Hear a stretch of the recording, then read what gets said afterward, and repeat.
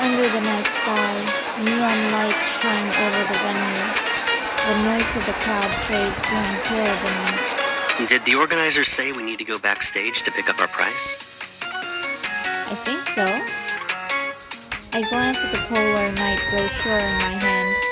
Then I give his hand a little shake without looking up.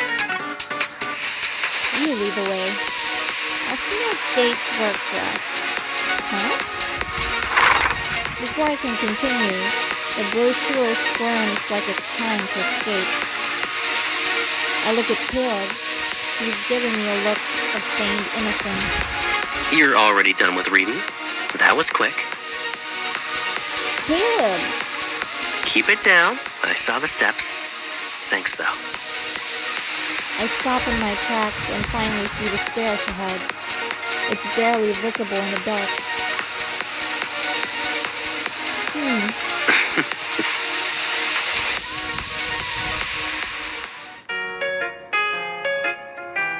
When we reach the backstage area, the staff asks us to wait.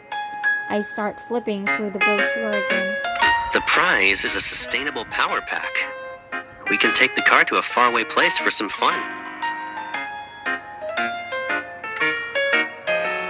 Yeah, I'm seeing recommendations for fireworks festival, drone show, Ongshin. Rongxing? Noticing the interest in his voice, I'm about to ask when. Are you thinking about visiting Rongxing?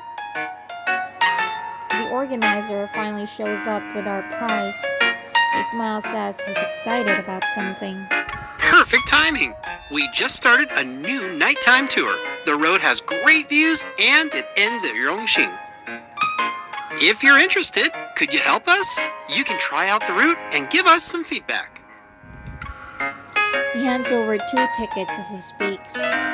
Caleb takes them. A couple's pass for Rongxing.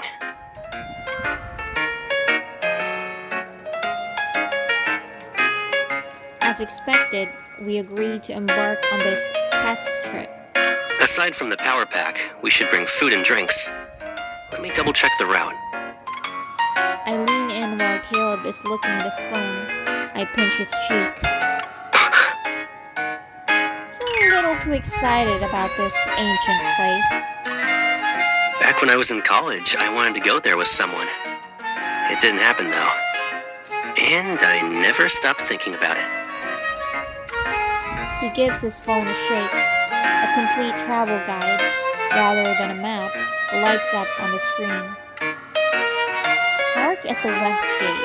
The first shop you see sells my favorite snacks. I trail off and look up to meet his mirthful gaze under the neon lights. The city had just opened the weekend before summer break when we were in our second year, I believe. Some people visited our campus to promote group tours. I was planning to go with you during the summer, but it was closed off because of policy changes.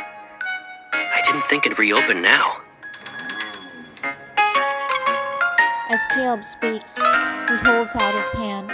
I intertwine my fingers with his, and we swing our arms as we walk.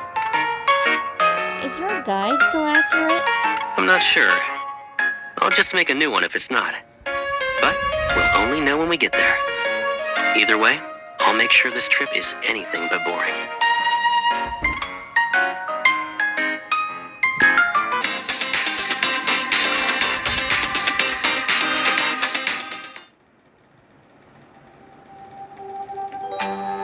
With over 2 days' worth of supplies packed, Caleb and I finally set off on our road trip.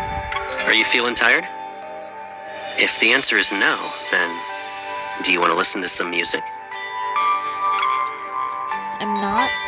In fact, we should play a song or two to celebrate the start of our trip. I feed Caleb a chip, wipe my hands, and turn on the car stereo.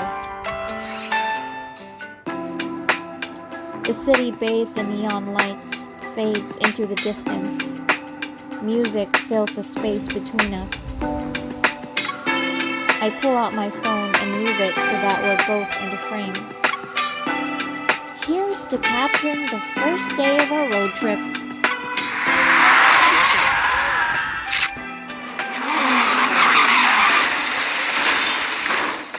The SUV jerks to a stop. I lurch and land on Caleb's arm in the nick of time. He steadies me and gently checks my head and shoulder. Caleb, you're treating me like I'm a ripe melon. You're cracking jokes? That means you're okay. And still sweet. I think the car is worse off than I am.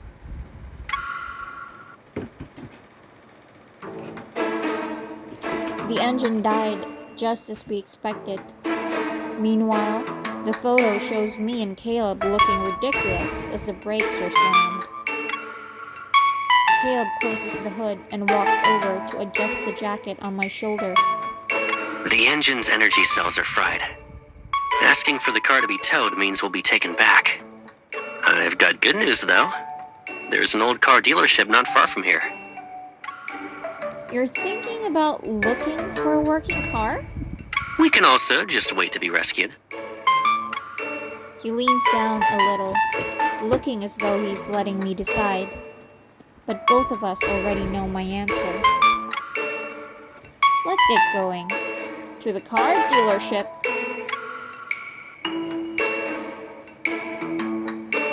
An hour passes. The car dealership owner watches in disbelief as an old pickup truck flies from a corner to the center of the lot. It's beat up, but the only issue is the tires. It's good to go once they're replaced. I sent the payment. It's a pleasure doing business with you, sir. Okay, here are the tools. Let me know if you need anything else. After the owner leaves, Caleb bends down to grab a wrench. I grab one too. Let's split it. 2 for you and 2 for me. We'll make this quick. They teach this at the Hunters Association now? Don't underestimate me. This is part of my basic survival training for field work. Alrighty then. 2 each. He says it casually, but his hands are already working. Whoever finishes last is a puppy. How childish. I'm not racing you.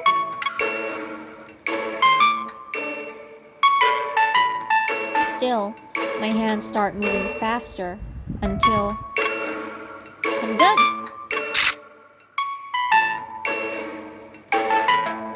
I hear the click of a shutter button. I turn to see Caleb aiming his phone at me. He laughs as he leans closer. His fingertip touches the tip of my nose and my forehead. Where did this soot-covered kitty come from? There's dirt on my face? And you took a picture?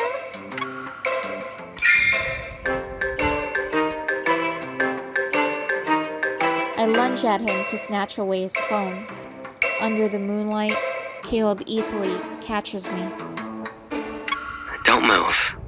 Let me clean you up first. In his arms, I let his smiling gaze rest on my face. His fingertips brush over my skin like the night breeze. Then they land as a soft touch near my lips.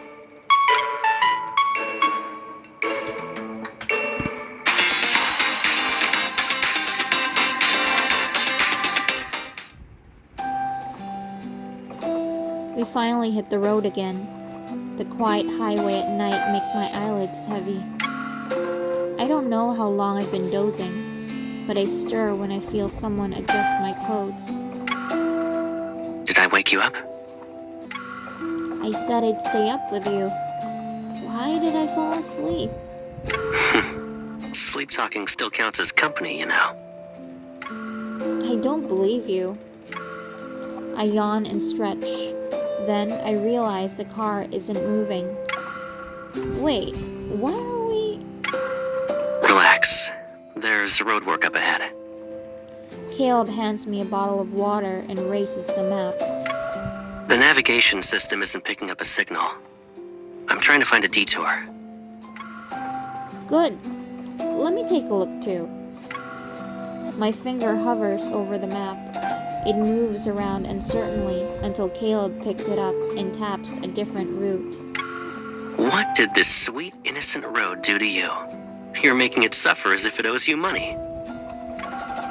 The sweet, innocent road looks like it's full of tiny side roads. I'm afraid we'll get lost.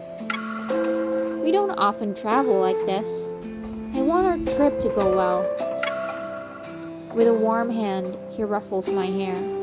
Maybe it's because he heard my worry that's wedged between my words.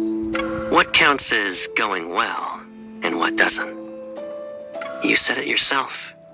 This sort of trip doesn't often happen. But being together is what matters. So as long as that remains the case, it'll go well. You're right.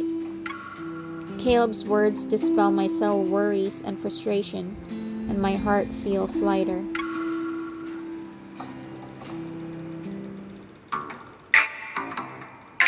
Eventually, the relaxed mindset leads us here. 3 hours later, we park under a signal tower. The signal has been reconnected. You have strayed from the previous route. Calculating new route. You will arrive at your destination in approximately 8 hours. I think we're lost. It's not our fault. The sign at the roadblock was probably pointing the wrong way.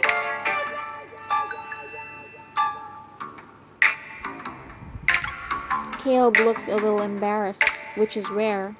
I burst out laughing. You were worried about things not going well.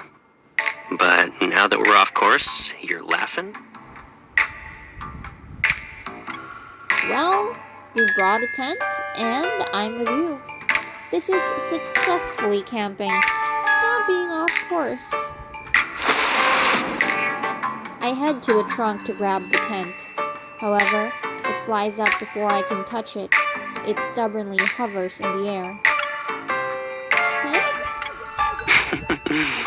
Since we're camping, why don't we try doing something a little different?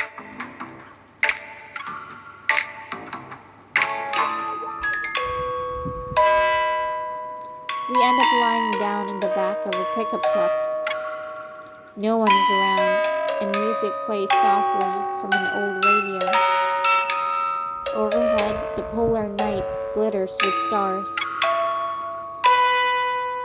Caleb, was this planned since the beginning?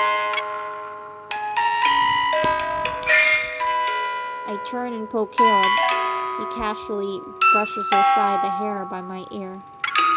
If I had a choice, I'd rather have you sleep somewhere more comfortable than this. Oh.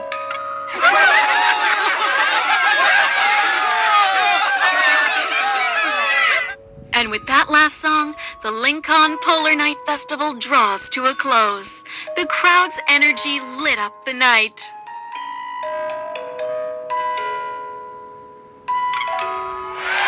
Cheers come through the radio, but here in a little corner of the world, it's just us and silence.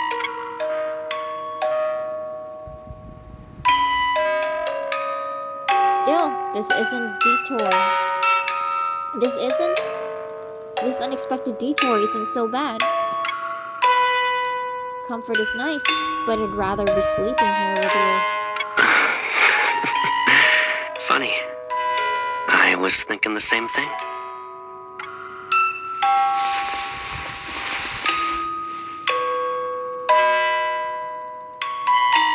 Fabric rustles beside me, and I feel a gentle kiss land on my forehead. I like it too.